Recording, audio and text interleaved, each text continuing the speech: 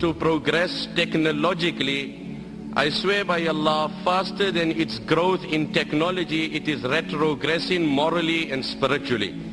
While life seems to become easier theoretically, in theory when you analyze life today, we have such advanced modes of transport, such easy ways of communication. In theory, life seems easier than previous times, but practically life has become more challenging than the previous times. Tension, depression and frustration has, wallah, become the order of the day. Happiness, joy and prosperity is something of the past. The very fears that haunt the mind of every individual, that are ever lurking. I must never become poor. I must never be diagnosed of cancer. This must never happen. The fears that are ever lurking in the heart and the mind of every man is sufficient depression in the life of every person. The only way to avert financial depression, the only way to avert and divert financial depression is to convince yourself that Allah is the sustainer. When you've convinced yourself that Allah is the sustainer, now the fluctuation in the currency, the fake predictions of the economists, the competitors in the market will not make a difference to you. So this is the modern day poverty. That in the midst of affluence there is no joy.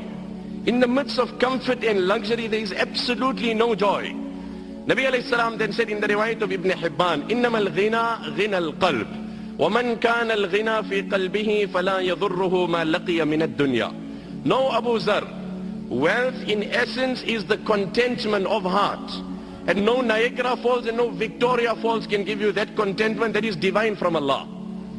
وَمَنْ كَانَ الْغِنَى فِي قَلْبِهِ. The one who has contentment in his heart, فَلَا يَضُرُّهُ مَا لَقِيَ مِنَ الدُّنْيَا. Then no amount of calamities and tragedies will harm this man, will depress this man. Nothing in this world will depress this man. Like they say, money can buy a house but not a home. Money can buy you a bed but not sleep.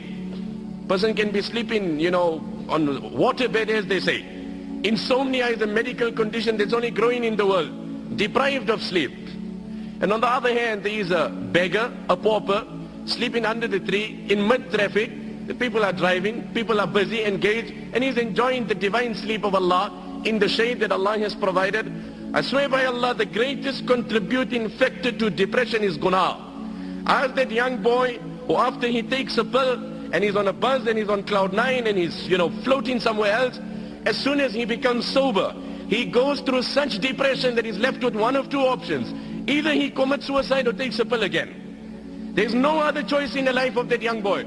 This is nothing. These antidepressant tablets, that is escapism. You are hiding the reality. You are disguising and camouflaging. You are not solving. You are not soothing. It's like a person went to a particular motor mechanic. He had a problem in his car.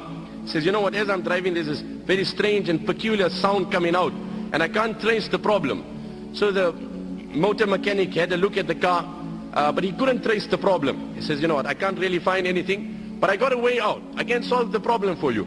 If it really bothers you while driving, just put your radio a bit louder. If the noise bothers you, just put your radio, and I promise you your problem will be solved without any money.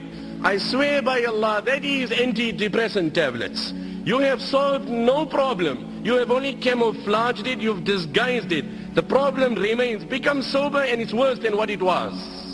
Like they say, having Allah on your side does not mean sailing on the ocean with no waves. It doesn't mean that. But having Allah on your side means sailing in such a ship which no storm can sink. That is what it means. It doesn't mean you will not have storms. You will have storms, you will have waves. But when you have Allah on your side, no storm will sink that ship. It is contentment. Grab onto it. I swear by Allah, if you have it, you're a king without a throne also. What did the Nabi of Allah say? وَمَنْ كَانَ الْغِنَى فِي قَلْبِهِ. He who has contentment in his heart, فَلَا يَضُرُّهُ مَا لَقِيَ مِنَ الدُّنْيَا. No calamities of this world will depress him. It does not mean when a man has contentment, calamities will not come. No, Allah will give him the strength to react differently. He will not get emotional by situations.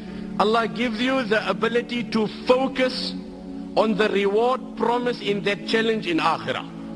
My brother, you have tasted the fake pleasure. You've seen how it has deceived you. I call you in this gathering and I invite you and I implore you. I introduce you to divine pleasure. I introduce you to spiritual pleasure.